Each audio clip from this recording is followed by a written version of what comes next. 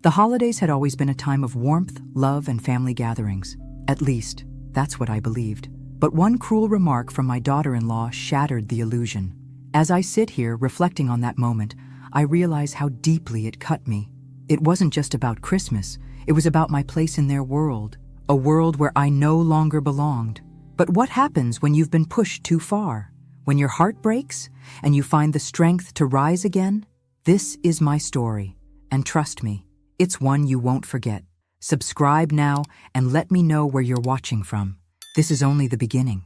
I had never expected this. Christmas, the time of year when families come together, celebrating love and togetherness, or so I thought.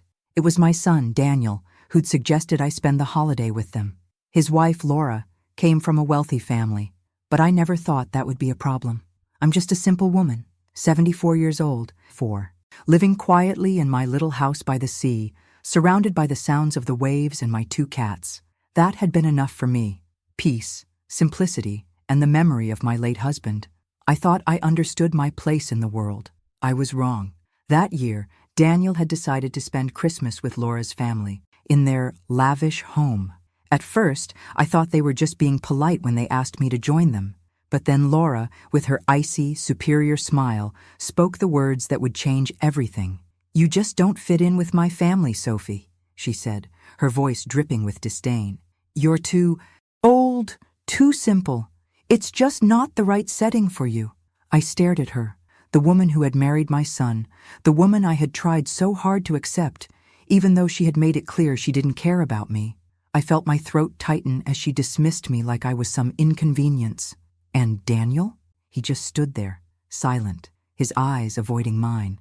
It was as if he had already made his choice. His loyalty was with Laura, and I was no longer a part of their life. I wanted to argue, to fight back, but I couldn't find my voice. Instead, Daniel, my own son, told me in a soft voice, "I'm sorry. Mom, Laura thinks it's better if you don't come." And just like that, I was out. I wasn't welcome, alone. I didn't cry that night. I held back my tears, telling myself it was fine. I could spend the holiday alone. After all, I had my cats. But inside, something broke. I had been cast aside, a relic of the past, unwanted and unloved. The house felt emptier that evening. The silence seemed louder than ever. I tried to distract myself with my usual routine, but it wasn't the same without my son, without any of them. That night, my phone rang. It was one of my old friends, Margaret. She had heard about what had happened. "Sophie," she said, her voice warm and comforting, "we're coming over. Don't you dare sit there alone. We'll bring Christmas to you." And they did. Margaret, along with a few other friends who had shared so many of life's ups and downs with me, arrived later that evening, carrying food, laughter, and most importantly, company. As we sat around the table, eating and chatting, I mentioned the house of dreams that my late husband and I had worked so hard to buy, the beach house. It had always been my plan to leave it to Daniel. After all, he was my son. It was his legacy too. But in that moment, surrounded by my friends, I realized something. Maybe Daniel didn't deserve it. Maybe Laura didn't deserve it.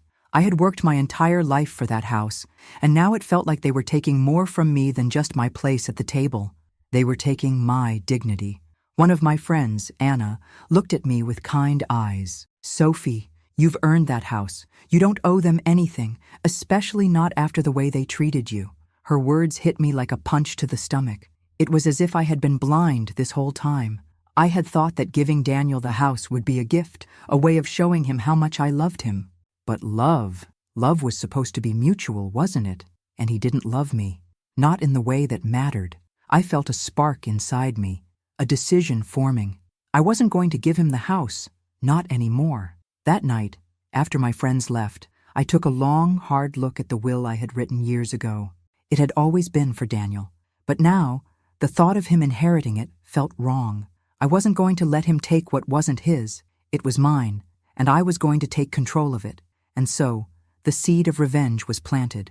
I would make them understand the cost of their cruelty.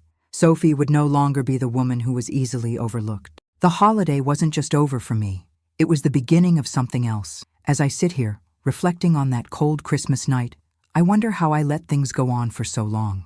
How did I let myself become invisible? Maybe I thought that family, blood, would always matter. But it didn't. Not to Laura. Not to Daniel. And as I prepared to change my will, to take back what was rightfully mine, I knew that it wasn't just the house I was reclaiming. It was my dignity, my power. What would happen next? Would Daniel fight me? Would Laura get her way? Or would I finally show them what happens when you push a mother too far? I couldn't wait to find out. The night that followed Christmas felt heavier than the one before. I sat by the fire, the flames dancing in the hearth, but I couldn't escape the coldness in my heart. As I stared into the flames, my mind kept returning to that moment. The sting of Laura's words, the chill in Daniel's voice when he repeated her cruel dismissal. I'd always known that Laura didn't particularly like me, but I never imagined it would go this far. To be treated as if I were invisible in my own son's life, it was too much. I had always prided myself on my independence. The house by the sea was a symbol of that. It wasn't just a home. It was a dream realized by me and my late husband. It was our sanctuary, the place where we built a life together, and where I had planned to spend my final years in peace. But now, it felt like something was being taken from me. Not just the house, but the love I had once given freely to my son. The loneliness was suffocating. Even though I had friends who cared about me, who wanted to spend time with me, it wasn't the same. The betrayal I felt cut so deep that nothing could ease the ache. As much as I tried to convince myself that I didn't need to be with Daniel and Laura, that I was fine on my own, I couldn't stop wondering what had happened to the bond we once shared. I had been a good mother. I had supported Daniel through thick and thin, and yet, now I was discarded like yesterday's news. Later that evening, as I wandered aimlessly around the house, I noticed the dust on the piano. My husband had loved that piano. He used to sit for hours, his fingers dancing across the keys, filling the house with music. I used to listen, completely mesmerized, but tonight, the silence was deafening. The weight of it settled over me, a constant reminder of what had been lost. I couldn't let this go. I had worked my entire life, alongside my husband, to build this life.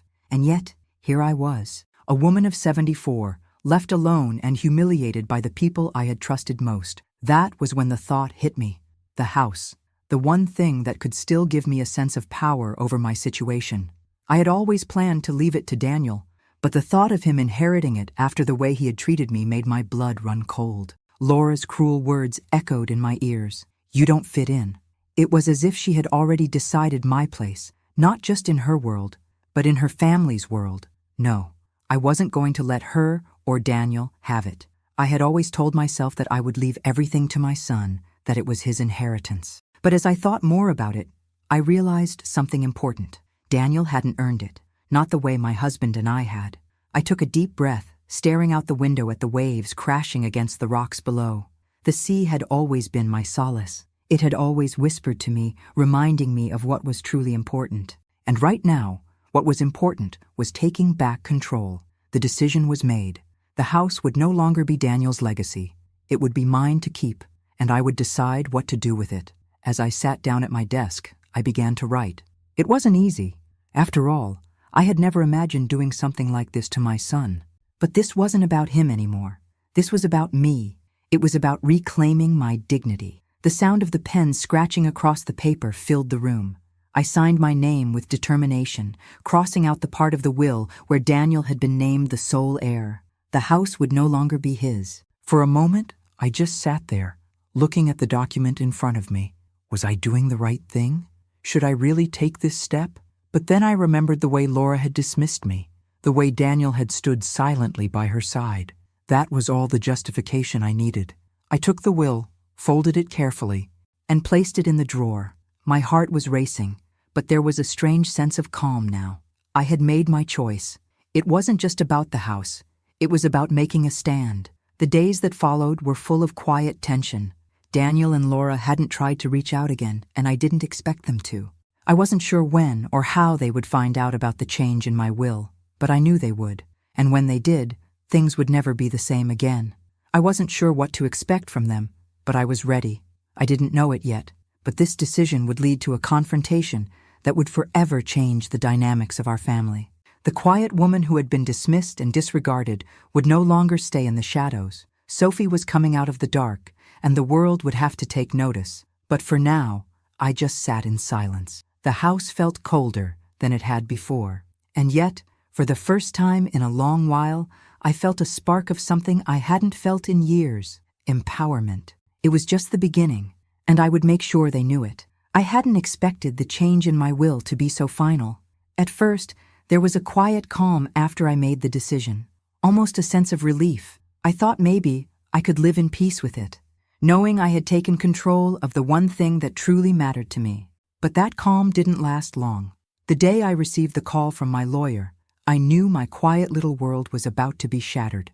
It was a few weeks after Christmas when I first noticed the change. The phone rang early one morning, the caller ID showing the name of my lawyer, Thomas. "Sophie," his voice was steady, but I could hear the unease in it. "We need to talk. It's about your will." I felt my chest tighten. I had been expecting this, but now that it was happening, I realized I wasn't as prepared as I had thought. "What about it?" I asked, trying to sound calm, though my pulse quickened. There was a long pause on the other end. I think we need to review the document again," he said. "Something has changed, Sophie. I'm afraid I didn't catch it at first. There's a new clause in the will that we didn't discuss." I felt my stomach churn. "What are you talking about, Thomas?" He hesitated again. "I think you need to come in and sign some updated documents. It's about the estate, Sophie, and the house by the sea." I swallowed hard, the weight of the situation sinking in. I knew then that my son Daniel had found a way to get to Thomas. I couldn't imagine how, but it was clear that somehow my decision had been tampered with. It wasn't a coincidence that Thomas now sounded so nervous. Something wasn't right. I could feel it in my bones. I decided to go to his office immediately. The drive felt endless. I gripped the wheel tightly, my mind racing. What had they done? What had Daniel and Laura done? I had trusted Thomas. I had always felt secure in his professionalism, but now I was beginning to doubt everything. When I arrived at his office, Thomas was waiting for me, a tense smile on his face. He led me into his private office, and we sat down across from one another. "Sophie, I need to explain," he began, his voice uncharacteristically soft. I didn't realize at first, but your son, Daniel, he's been coming in, asking for changes. I've been making them, and I didn't question it." I felt my heart drop to my stomach. "What do you mean? You've been changing my will without telling me?" I could barely speak the words. My blood was boiling. He lowered his eyes, unable to meet my gaze. "I'm sorry, Sophie. He insisted that you would want these changes, that the house should go to him, that it was what you'd always planned." I felt a sickening realization wash over me. Daniel hadn't even bothered to confront me directly. Instead, he had gone behind my back, manipulating the situation, and Thomas, who I had trusted, had been complicit in it. "How much?" I whispered, my voice shaking with anger. "How much did he pay you to betray me?" No, Sophie, it wasn't like that," Thomas stammered, panic rising in his voice. "He didn't pay me, but he kept insisting that he was just helping you. He said you were getting forgetful, that you wanted to make things easier for everyone. And I didn't want to question it. I should have, but I didn't." I stared at him, disgusted. He was barely able to meet my gaze. My lawyer, someone I had trusted to keep my interests safe, had been swayed by my son's words. I stood up abruptly, knocking the chair back. "This is over, Thomas. I don't trust you anymore." He looked panicked, his hands raised. "Please, Sophie, let me fix this. Let me—" But I was already heading for the door. I had to get out of there. The betrayal, the lies, the manipulation, it all hit me like a wave, crashing over me. I was being erased. My son, the one person I had done everything for, was taking everything from me, piece by piece. I got into my car, slammed the door, and took off, my hands trembling on the wheel.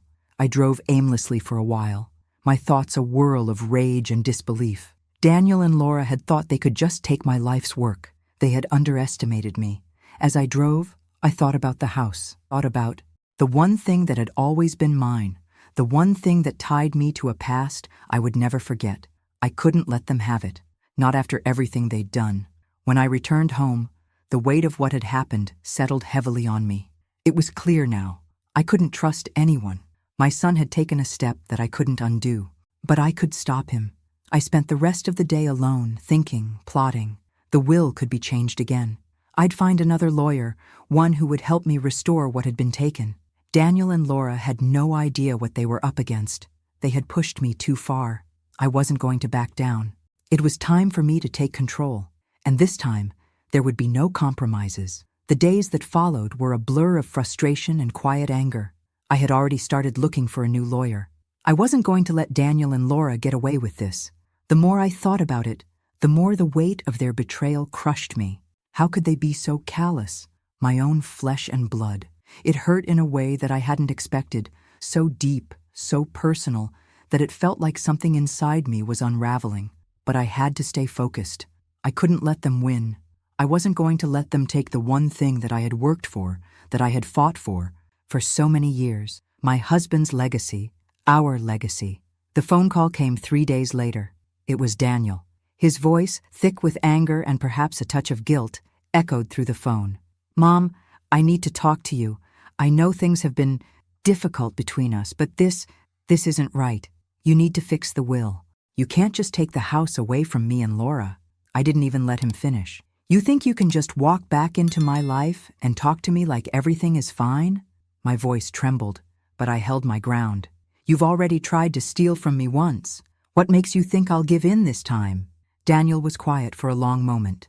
Then, in that soft, pleading tone he always used when he was trying to manipulate me, he spoke again. "It's just the house, Mom. It's not about the money. It's about family. You've always said we should take care of each other. This is a family home. I thought you would want us to keep it." I could feel my blood pressure rising. "You thought wrong," I snapped. "This house is mine. It's been mine long before Laura ever came into the picture, and it will stay mine. You don't get to take it from me just because you're married to someone with a silver spoon in her mouth." He tried again, his voice rising with frustration. "Mom, this isn't fair. You can't just change everything like this. You know it's what Dad would have wanted." At that, my heart cracked. He had used my late husband's memory to guilt me, as if I didn't know what my husband would have wanted, as if I didn't know my husband's dreams as well as I knew my own. But what hurt the most was how easily Daniel had fallen into line with Laura. They'd made their plans, and I was nothing more than an obstacle in their way. "You don't know what Dad would have wanted," I said, my voice barely above a whisper. "You think this is about money? It's not. This is about respect, and you've lost mine." There was a long silence. Daniel, who had never been good at handling confrontation, was quiet on the other end. But when he finally spoke again, his words cut through me like a knife. "Mom, if you don't change your mind, I'll have to take action. I'll go to court. I'll make sure I get what's mine. This house should be ours, not just yours." I could hear the resolve in his voice, and it was the final straw. I wasn't surprised, but hearing him say it so bluntly, he would fight me, take me to court, and tear apart our family for the sake of a house, made my blood boil. "I'll see you in court, Daniel," I said, my voice sharp, cold. "And don't you dare call me again until you've made up your mind about whether you want a mother or a piece of property." I hung up before he could respond, throwing the phone down on the couch beside me. Tears of rage welled in my eyes, but I refused to let them fall. I wouldn't give him that satisfaction. No, I was done being weak, done being the one to always give in. I wasn't going to let him use me anymore. That night, I sat down and started to gather everything I needed. I made a list of documents I had to take with me to the new lawyer, made sure I had every bit of paper that could prove my right to the house. I wasn't going to let Daniel win. Not now. Not ever. The next morning, I walked into the office of a new lawyer, a young man named Richard. His energy was a stark contrast to Thomas's. He was eager, determined, and sharp. He listened carefully as I laid out everything that had happened. As I spoke, I realized how much I had been holding back. The anger, the hurt, the frustration, it all came out in one rush of words. But Richard just sat there, nodding along, his face full of sympathy. "Don't worry, Sophie," he said when I finished. "You've got a strong case. If your son wants to fight, we'll fight, but we're going to do it the right way." It was the first bit of reassurance I had gotten in weeks. For the first time, I felt like someone was on my side. But even as I left Richard's office, I knew this wasn't going to be easy. Daniel and Laura wouldn't give up easily, not when they had already tasted what they thought was theirs. I had no idea how far they would go to get what they wanted, but I was ready to find out. Later that evening, as I sat in my living room, I felt a strange sense of calm wash over me. I had a plan now. I had a lawyer I could trust, and I had something they could never take from me, the truth. Whatever happened next, I was done being the victim. I was ready to take back what was mine, and I would make them regret ever crossing me. The days bled into each other, but the weight of what was coming never left me. My mind raced constantly, through every meeting with Richard, every conversation with my lawyer, and every thought of how this battle would unfold. I was preparing for war, but I knew it would be a long, painful fight. Daniel's words had echoed in my ears, each one sharpening the resolve in my chest. "I'll take action," he'd said. "I'll go to court." I didn't doubt that for a second. He wasn't the boy I raised anymore. The man standing before me was cold, calculating, willing to tear down everything for his own benefit. What hurt the most, though, wasn't that Daniel was trying to take the house. It was that he was willing to throw me away, his own mother, without so much as a second thought. Laura had done a good job of turning him against me, of making him believe that I was some kind of burden, a relic of the past, but I knew my son better than anyone else. I knew that deep down, this wasn't just about the house. This was about power, control, and he was too blind to see it. The day he called again, I wasn't surprised. "Mom, we need to talk." Daniel's voice came through the phone, as soft as ever. But beneath it was an edge, anger, frustration, and something colder. "I've spoken to a lawyer, and if you don't change the will, this is going to get ugly. You won't win." I could hear Laura's voice in the background, her influence weaving its way into every word he spoke. It was clear now. He wasn't just defending the house, he was defending his wife's interests. And it sickened me. "I told you before, Daniel," I said, my voice as steady as I could make it. "I'm not changing my mind. You think you can scare me into doing what you want? It won't work. I've seen the real you now." There was silence on the other end. Then a sharp intake of breath. "Mom, I don't want to do this, but you're forcing me to. This isn't just about the house. It's about what's right, what Dad would have wanted." I nearly lost my composure, but I held firm. "You're right. This isn't just about the house. It's about respect, Daniel. Something you and your wife have taken from me. Something I won't give up without a fight. I'm not asking you to give it up." Daniel's voice was strained, like he was trying to keep his emotions in check. "But I'm telling you, you'll lose in court. I'm not going to let you ruin everything for me and Laura. I won't let you keep the house from us." His words stung. He had reduced everything down to money, to inheritance, to something so trivial. I wanted to remind him of the love we'd shared, of the years we spent together, but I knew it would fall on deaf ears. He'd made his choice, and now, so had I. "I've already made my decision, Daniel," I said, my voice thick with emotion but steady, "and I'm not changing it. So do what you have to do. I'll be ready." I hung up before he could say anything more. The silence in the house was deafening. For the first time in months, I let myself feel the weight of it all. The betrayal, the lies, the fact that my own flesh and blood was willing to tear our family apart over something so petty. It was as if he had become a stranger. The boy who once needed me, the son who had looked to me for guidance, was gone. In his place was a man who cared only for himself, for his wife, for the inheritance that he believed was rightfully his. I sat there for a long time, the house feeling more empty than ever. My heart ached in a way it never had before. The love I had for my son had been twisted into something unrecognizable, and it was breaking me. But I wouldn't give in. I couldn't. I couldn't let him think that he could just walk all over me. I was done being the victim. Over the next few days, I focused all my energy on preparing for the inevitable. Richard and I met several more times, reviewing documents, ensuring everything was in order for the court battle that was coming. My heart wasn't in it, not like it used to be when I'd taken care of my family, but I pushed through the pain. This wasn't just a legal battle. It was a battle for my dignity, for the respect I deserved, and I wouldn't let Daniel take that from me. As I sat in Richard's office, listening to him explain the next steps, I realized something I hadn't allowed myself to acknowledge before. I was scared of losing everything, scared of the toll this would take on me, scared of the family I had once known being completely destroyed. But there was one thing I knew for certain. I couldn't back down now. I wouldn't. That night I went to bed early, the quiet of the house almost suffocating. I closed my eyes, but the image of Daniel's face, so determined, so angry, wouldn't leave me. I couldn't stop thinking about what he had said. "I'll win, Mom. You'll lose. I didn't know what would happen next, but I knew that whatever it was, it would change everything. The next morning, I woke with a new resolve. I wasn't going to let fear control me anymore. I had come too far to give up now. This was more than just a fight for the house. It was about taking back my life, my voice, my place in the world. I would do whatever it took to win this battle. For myself, for the woman I used to be, and for the mother I had always been to Daniel. But I had no idea how far Daniel would go to make sure I lost. The tension was thick in the air. Every day seemed to drag on longer than the last.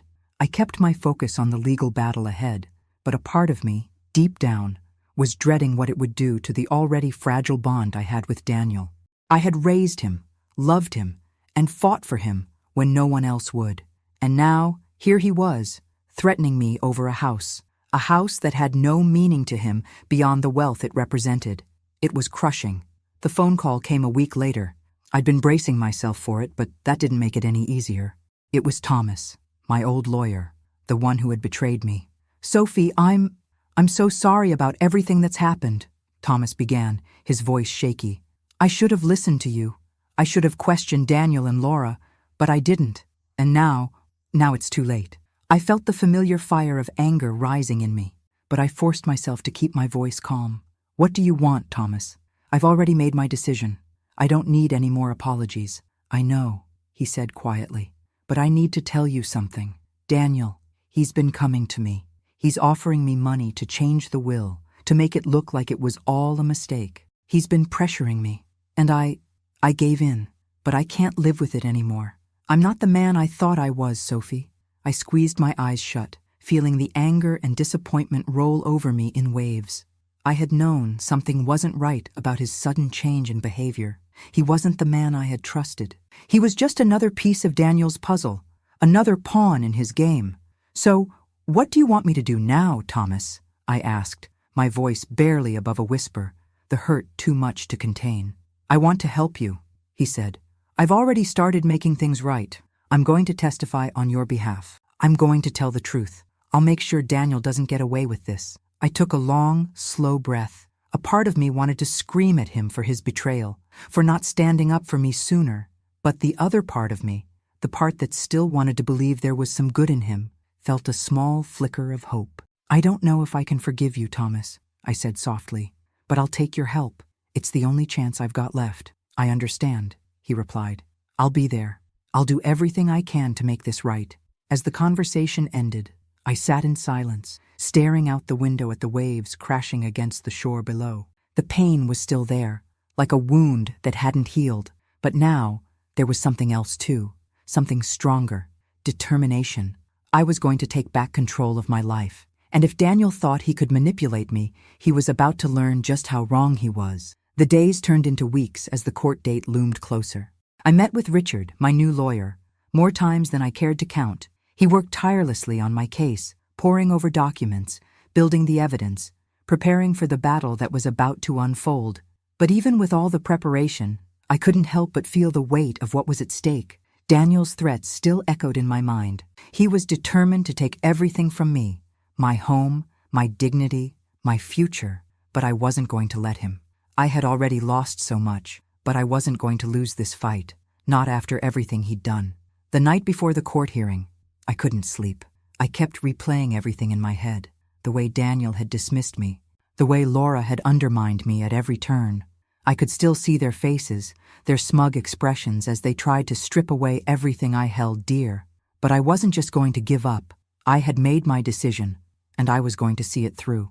I spent that night in quiet contemplation, looking out at the ocean as the wind whispered through the trees. The sea had always been my refuge, a place where I could find peace, even when the world around me felt like it was crumbling.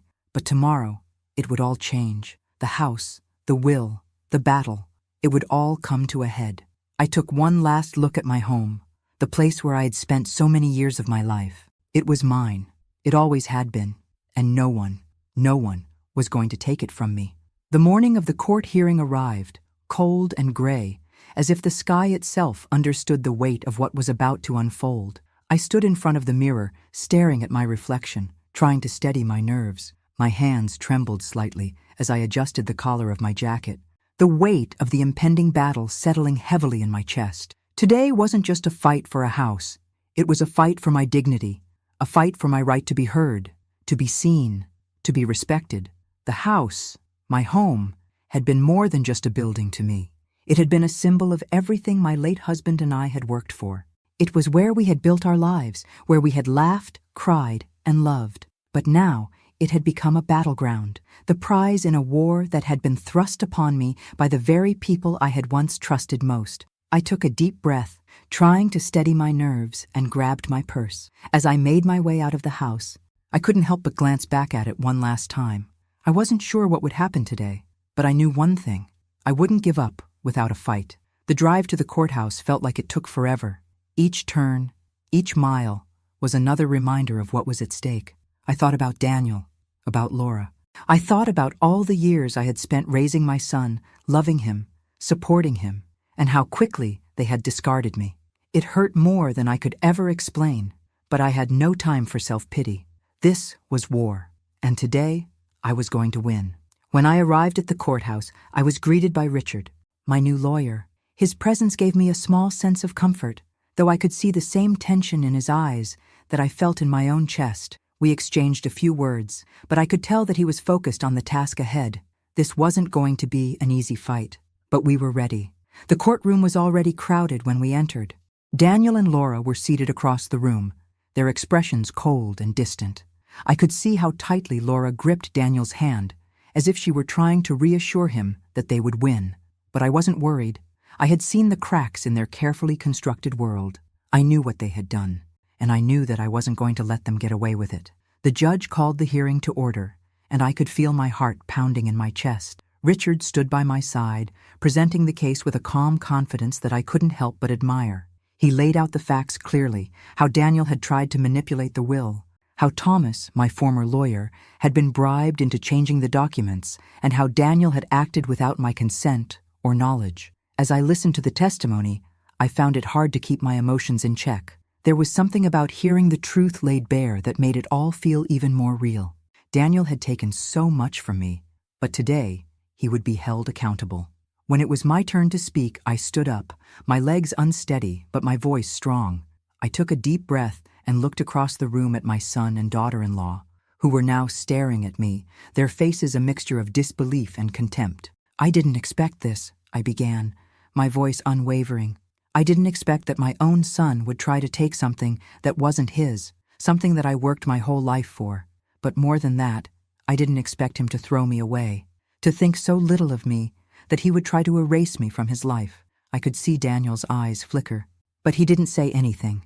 Laura, however, scoffed, crossing her arms in defiance. "I raised him," I continued, my voice louder now, filled with the pain of years of sacrifice. "I loved him, and for years I gave him everything I had, and yet now I'm just a convenience to be discarded when it no longer suits him. This house is not just a building, it's a symbol of everything my husband and I worked for, and I won't let him take it from me. Not like this." The courtroom fell silent. I could feel the weight of everyone's eyes on me. I had said what needed to be said, and now I would wait. Richard stood beside me, his eyes filled with a mixture of pride and determination. He knew that this was the moment I had been waiting for, the moment when I stood up for myself. Daniel and Laura exchanged a brief look, their confidence shaken. I could see the cracks now, the doubt creeping in. They had underestimated me. And now I had them exactly where I wanted them. The judge turned his attention back to the room. "I'll take this matter under consideration," he said, his voice authoritative. "You will all be notified of my decision within the next few weeks. Until then, I suggest you all refrain from further actions regarding the estate." I stood there for a moment, the weight of the words sinking in. It wasn't over yet, but I had done everything I could to ensure that justice would prevail. I had made my stand, and no matter what happened, I knew I would walk out of that courtroom with my head held high. Daniel and Laura stood to leave, their faces tight with anger. They hadn't won yet, but I could see it in their eyes. They knew they had lost the battle. As we walked out of the courthouse, Richard placed a hand on my shoulder. "You did well, Sophie. We've got a good chance." I nodded, but a part of me still felt like I was holding my breath. It wasn't over. Not yet. But I had made my decision, and I wasn't going to back down. And somewhere, deep inside, I knew I had won something even more important than the house. The days that followed the court hearing were like an eternity. It felt as if time itself had slowed down, stretching into endless moments of uncertainty. I knew the judge's decision wouldn't come immediately, but the waiting was torture. Every time the phone rang, my heart skipped a beat, only to sink with disappointment when it wasn't the call I had been hoping for. Daniel and Laura had gone quiet after the hearing. I knew they were strategizing, trying to find ways to regain control. I could almost feel the anger and frustration radiating from them, but I couldn't bring myself to care. They had pushed me to my limits, and now they would have to face the consequences. I spent the following days making preparations, just in case the worst happened.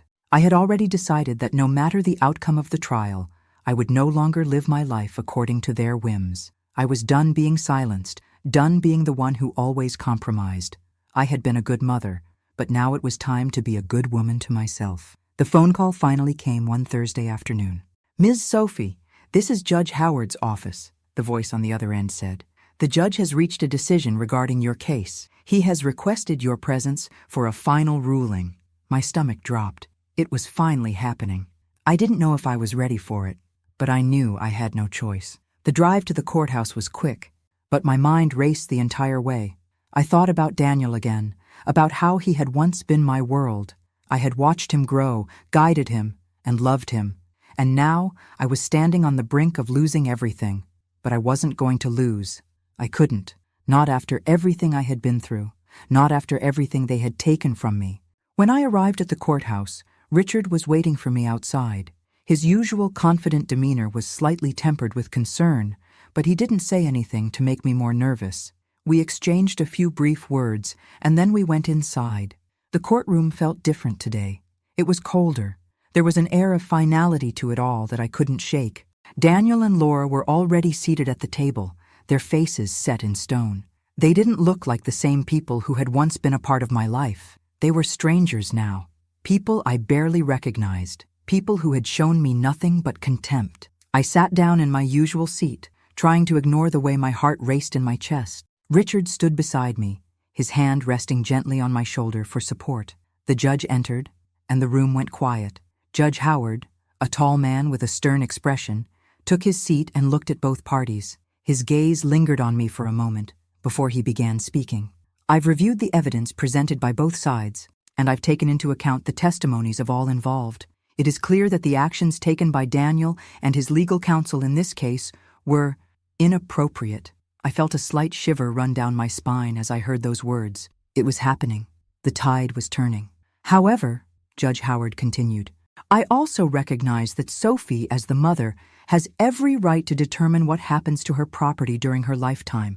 The house in question—" He looked at the documents in front of him, then back at us. "The house in question will remain under Sophie's name. The change to her will is valid, and it is not to be contested further by Daniel or his wife." I felt a breath leave me, though I hadn't realized I'd been holding it. My chest tightened with a mixture of relief and disbelief. This was it. They had lost. The judge's gavel struck, signaling the end of the hearing. But it didn't feel like a victory. Not entirely. It felt like something had shifted in me. For the first time in months, I wasn't the woman being manipulated. I wasn't the one who had to step aside and let others dictate my fate. Daniel's face was a mixture of fury and disbelief. He opened his mouth to speak, but nothing came out. Laura's eyes blazed with anger as she shot daggers in my direction, but she said nothing either. Richard turned to me, his voice low. "We've won, Sophie." For a moment, I couldn't speak. I just stared at the judge, processing the words he had said. My heart, which had been pounding in my chest for what seemed like an eternity, slowly began to calm. I felt like I could breathe again. As we left the courtroom, Daniel and Laura didn't even glance at me. They stormed out, their shoulders stiff with anger. I felt no triumph, no satisfaction, just a quiet certainty that the right decision had been made. They couldn't take what was mine anymore. They couldn't take me away from my own life. When I returned home that afternoon, the house felt different. The weight of the battle was finally over. The air was clearer, the house quieter, and the peaceful solitude I had once found here was beginning to return. But as I stepped into my living room and glanced around at the life I had built, I knew that this victory wasn't just about the house. It was about reclaiming my own identity, my own strength. I had fought for myself, and now I would live for myself. The phone rang again, and this time I wasn't afraid to answer it. Sophie. Richard's voice was calm, but there was a note of warmth in it. You did it. I just wanted to say, you were incredible. We'll make sure everything is squared away with the documents. I smiled softly. Thank you, Richard. You've been more than just a lawyer. You've been my ally when I needed one most. We ended the call, and I sat back in my chair, the weight of everything that had happened settling over me. The fight was over, and for the first time in a long time, I felt at peace. It's strange, the way life continues to move forward, even after a moment that feels like it should change everything. The court case was over. The house was mine. But for the first time in years, I felt like I wasn't fighting for a place in the world anymore. I had fought for control, for my dignity, for my future. But now that it was all behind me, I was left standing in the quiet aftermath, wondering what came next. The silence in the house felt like a presence of its own. There was no longer the looming tension of the court case hanging over me. But still, something was missing. The joy I thought I'd feel once the dust settled never arrived. Instead, a strange emptiness began to creep in. The first few days after the court hearing were the hardest. My phone was quieter than it had ever been. No calls from Daniel.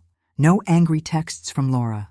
It was a hollow victory. What good was winning if you lost the people who mattered most in the process? I found myself staring out the window more than I ever had before. The sea, which had always been my sanctuary, felt distant. The waves were no longer comforting, their rhythmic crashing against the shore now a reminder of everything I had lost. Not just the house, not just the inheritance, but the relationship with my son. I had stood my ground, yes, but I had also lost him in the process, and that hurt more than any loss of property ever could. One evening, as I sat in my living room, the silence grew unbearable. The house felt too large, too empty. The weight of the space around me was oppressive. I reached for the phone and, for the first time in weeks, called one of my friends. Margaret had been there for me when everything had fallen apart, and she always knew the right thing to say, even when I didn't. Sophie, she answered, her voice warm and comforting. How are you holding up? I took a deep breath before responding, trying to find the words. It's over, Margaret. The court case. They lost. The house is mine, but it feels empty. Margaret paused on the other end of the line, and I could hear the wheels turning in her mind. I know you're hurting, but Sophie, you fought for this. You fought for your dignity, for your life. I'm proud of you. I know, I said, my voice cracking. But what good is all of this if it's just me here? If I'm left with this house and nothing else? There was a long silence before Margaret spoke again. Her voice filled with understanding. You're not alone, Sophie. You have your friends, and you have your life. It's not about the house or the inheritance. It's about what you do with the time you have left. Her words hit me harder than I expected. I had spent so much time fighting, so much time focused on the past, that I had forgotten to think about the future. I had forgotten to think about what came next. You're right, I whispered, the weight lifting slightly from my chest. I've spent so long holding on to what's gone. I think it's time to let go. Margaret smiled, her voice soft but firm. You've already won, Sophie. Now it's time to live. Live the way you want to, without all the baggage, without all the anger. Go to the beach, take walks, take up a new hobby. Let yourself breathe again. That night, after our conversation, I sat in silence, thinking over Margaret's words. Slowly, I realized that she was right. I had fought for control, but now I needed to fight for something else, for peace, for myself. I made a decision. I was going to stay in the house, but I wasn't going to let it be a symbol of everything I had lost. It was going to be a place where I could rebuild. I had a lifetime of memories here, some painful, some beautiful, but it didn't have to be a prison. I could fill it with new memories, ones that weren't tied to the past. I didn't know what the future would hold, but I was no longer going to let my son's betrayal define me. I would be the one to decide what my life looked like from here on out. The next morning, I woke up with a sense of purpose that I hadn't felt in years. The sun was just beginning to rise, casting a golden light across the sea. I pulled on my jacket, grabbed my walking shoes, and headed out the door. I walked along the beach for hours, feeling the cool breeze against my face and the sand beneath my feet. The sound of the waves crashing was no longer an echo of my pain. It was a reminder that life could go on. I could go on. And when I returned home, something inside me felt lighter. I was still here. I still had time. Time to rebuild. Time to redefine what family meant to me. That evening, I sat in front of my fireplace, the crackling fire the only sound filling the room. I was no longer waiting for anyone to tell me what my life should be. I had the power to shape it. I had already survived the hardest part. The phone rang again, and this time, when I answered, it was my son. "Mom," Daniel's voice sounded strained, and I could hear the tension in it. I want to talk." My heart clenched in my chest, but I took a deep breath before replying. "I'm listening." He paused before speaking again, this time softer, more hesitant. I'm sorry for everything, for how I treated you. I don't expect you to forgive me, but I want you to know that I regret what I did. I don't know how we got here, but I want to try to fix things, if you're willing." I stood there in silence for a moment, absorbing his words. For so long, I had wished for this moment, hoping that one day Daniel would come to realize what he had lost. But now, hearing it in his voice, I wasn't sure what to do. I had won the battle, but did that mean I had to fight the war too? "I don't know what to say, Daniel," I replied, my voice gentle but firm. "I'm not sure we can just go back to the way things were, but we can start with a conversation." He sighed in relief. "That's all I'm asking for. One conversation." As I sat down on the couch, I realized that this wasn't the end of the story. The house was mine, but there was more to rebuild than just bricks and mortar. It was time to rebuild my relationship with Daniel, if that was even possible. And for the first time in years, I felt ready to try. The days after Daniel's call were a mix of hesitation and hope. I wasn't sure what the future held, but for the first time in months, I felt something I hadn't felt in a long time. Possibility. A small spark of it. The idea that perhaps, just perhaps, there could be a way back from the distance that had grown between us. I spent the next few days thinking about everything that had happened. About the court case, about the betrayal, about the long stretches of silence between me and my son.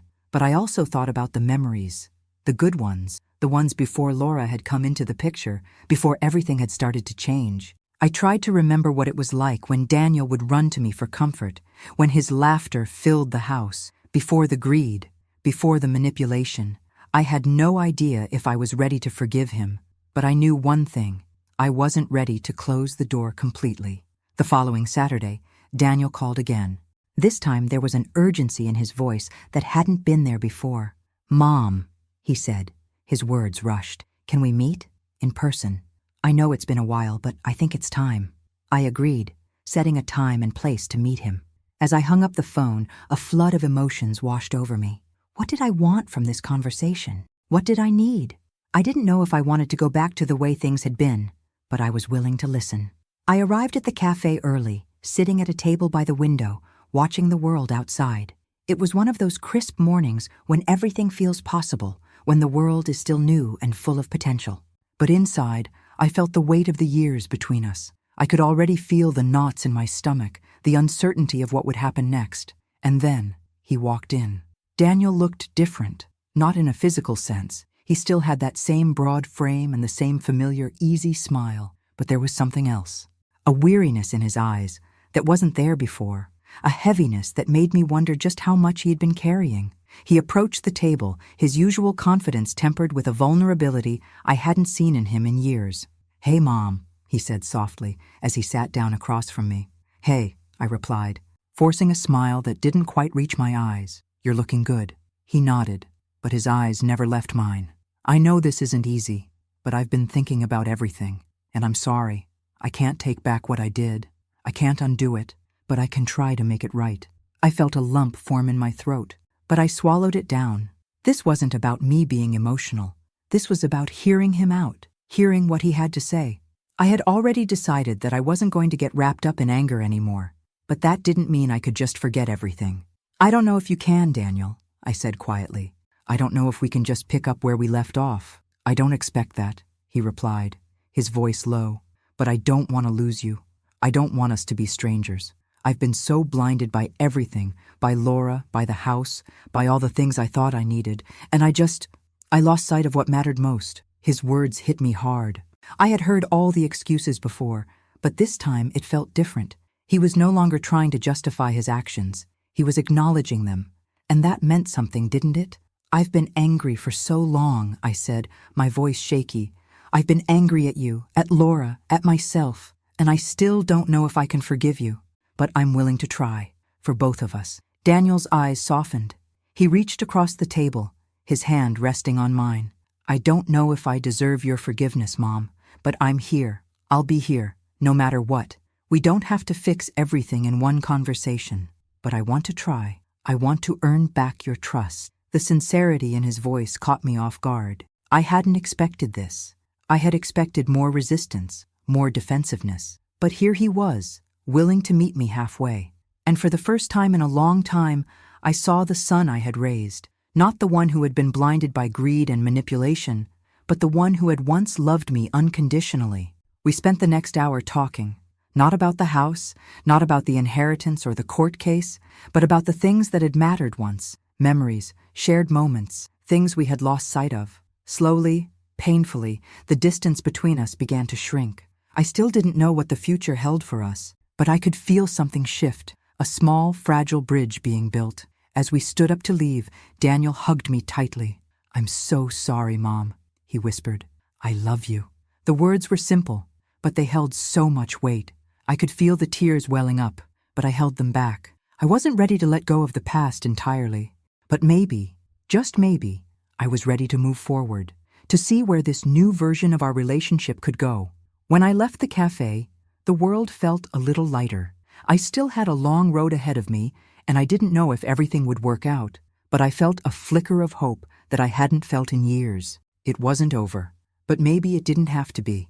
The weeks that followed that meeting with Daniel felt like a delicate balance, a slow unfolding of trust that had been long broken. It wasn't a quick fix, and I knew it wouldn't be. There was no magic word, no perfect moment that would instantly heal the wounds we had inflicted on each other. But there was something in that conversation, something real and raw, that made me believe there was hope for us. Maybe not the way things were before, but a new beginning, if we were both willing to work for it. I spent the days reflecting on that conversation, revisiting my feelings of hurt and anger, but also allowing myself to feel something else, the tiniest spark of hope. I realized that forgiveness wasn't about erasing the past. It was about letting go of the weight it had carried for so long. And though I didn't know if I was ready to forgive Daniel completely, I was ready to try, to open the door, to just a crack, and see if we could rebuild. Daniel called a few days after our meeting. His voice was tentative, unsure, but there was a sincerity in it that I hadn't heard in years. "Hey, Mom," he said. "I know it's been a few days, but I wanted to check in. How are you?" It was a simple question, but it felt like a gift, a step forward. "I'm okay," I replied, my voice steady but warm. "How about you?" I'm trying," he said, almost apologetically. "I know I've messed up a lot, and I'm not expecting everything to change overnight, but I don't want you to feel like I'm just going to disappear again." I felt a soft knot loosen in my chest. "I don't want that either," I said quietly. "I don't know where this goes, Daniel, but I'm willing to take it one day at a time. Are you?" There was a pause on the other end of the line, and then, his voice, full of emotion, "Yeah, I am. I just want to make it right." We spoke for a while longer, sharing small talk, nothing deep, nothing heavy, but that's what we needed. We needed the small steps, the quiet rebuilding of something that had been shattered. The phone call ended with a promise. We'd talk again soon. As the days went by, I found myself waiting for the next conversation, the next moment when we would take another small step toward healing. It wasn't easy. There were still moments when the hurt resurfaced, when I wondered if he truly understood the gravity of what he had done. But each call, each message, brought us closer to something resembling normalcy again. One afternoon, Daniel surprised me by showing up at my doorstep. He was holding a small bouquet of flowers, nothing extravagant. Just a simple gesture, but it was enough to melt something inside me. "I know I can't make up for everything," he said as I opened the door, "but I wanted to do something, to show you I'm really trying. I know I can't take back what I did, but I can start here." I looked at the flowers, then at him, and for the first time in a long time, I saw my son. Not the man who had been blinded by greed, Not the one who had abandoned me, but the boy I had raised, the man who was beginning to show up for me again. "I'm not asking for you to forget, Mom," he continued. I want you to know that I'm here, and I'm going to keep trying." I nodded, a lump forming in my throat. I hadn't expected this. Not so soon. Not after everything. But as I took the flowers from him, I realized something. Maybe it wasn't about forgetting the past. Maybe it was about acknowledging it, facing it together and moving forward, one step at a time. "I'm not ready to forgive everything, Daniel," I said, my voice thick with emotion. "But I'm willing to try. I'm willing to let you show me." He smiled, a small but sincere smile. "That's all I'm asking for, Mom. A chance." We stood there in the doorway for a moment, neither of us knowing exactly what would happen next. But for the first time in what felt like forever, I wasn't scared. Maybe that was the first real step toward healing, just allowing ourselves to try, even when we weren't sure where the road would take us. A few weeks later, Daniel invited me to dinner. Just the two of us. No Laura, no pressure, just us. It wasn't a grand gesture. It wasn't an apology wrapped in words. It was a dinner, a conversation, a chance to simply be mother and son again. And as I sat across from him, listening to his voice as he told me about his life, his job, his struggles, I realized something important. We were both different. We had changed. But maybe that wasn't a bad thing. Maybe we could still find our way back to each other. It wouldn't be the same. It couldn't be. But we could build something new from the ashes of what had been destroyed. By the time dinner was over, I felt a sense of peace I hadn't felt in years. It wasn't perfect, but it was real. And for the first time in a long time, I felt like I had my son back. The road ahead wasn't going to be easy. I knew that. But for the first time in months, I felt like I could take the next step, and that, in itself, was enough. The next few months were filled with the slow, steady rhythm of rebuilding, not just a house, but a life, a family. After the dinner with Daniel, there were many more conversations, many more moments of vulnerability and growth. The road wasn't smooth. There were setbacks, moments of discomfort when old wounds would resurface. But little by little, we began to find our way back to each other. Daniel began to call more often. Sometimes it was to talk about small things, work, his friends, his day. Sometimes it was to ask for advice. It wasn't always easy for either of us, but I started to realize that this was how it was supposed to be. This wasn't about fixing everything at once. It was about learning how to live in the mess, how to forgive ourselves and each other for the mistakes that had been made. One day, a few months after our first conversation, Daniel came over with a small box in hand. I was in the kitchen, preparing dinner, when I heard his voice calling from the living room. "Mom, you got a minute?" I wiped my hands on the dish towel and walked into the living room, surprised to see him standing there, looking a little nervous, holding the box in his hands. "What's this?" I asked, a little confused. I hadn't expected any gifts. Not from him, not after everything. "I just wanted to give you something," he said, holding the box out to me. "Something to show you I'm serious about trying." I took the box from his hands, feeling the weight of it. When I opened it, I found a small, delicate silver necklace with a pendant shaped like a heart. It was simple, but beautiful.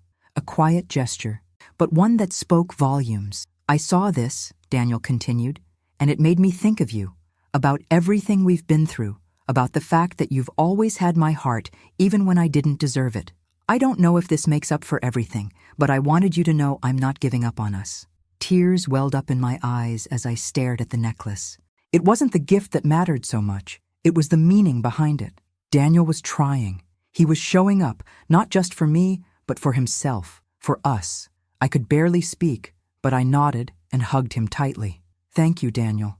I don't know if I'll ever be able to forgive everything completely, but I'm so proud of you, and I'm proud of us." From that moment on, things continued to improve between us. There was still work to be done, still scars to heal, but the foundation had been rebuilt. Slowly, we found our way back to each other, no longer trying to return to what we had been, but building something new, something more honest. As for me, I learned a valuable lesson in those months. I had spent so much time fighting, so much time holding on to what was, that I had forgotten to look forward, to live in the present, to allow space for growth and change. The house, the legacy of my late husband and me, and no longer felt like a burden.